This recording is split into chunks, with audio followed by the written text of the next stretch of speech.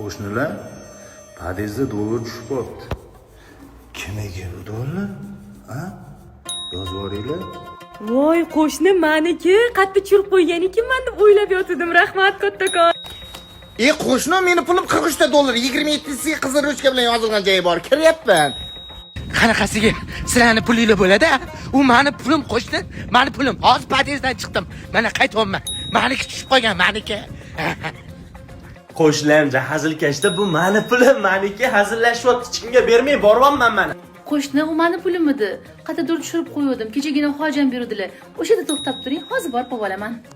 Qo'shnilar, bir murosaga kelaylik. Bu meni pulim edi, meniki tushgan. Kamerani tekshiraylik. Hammasi ayon bo'ladi. Akalar, u pul meniki edi. Iskandar bildingi mezbon loyihasidan yo'lamada yig'ib yurgan pulim edi. Pul o'lsin-a, pul o'lsin. Yangi qo'shnilarman. Sizlar bilan tanishmoqchi edim. Hamma artsu-a?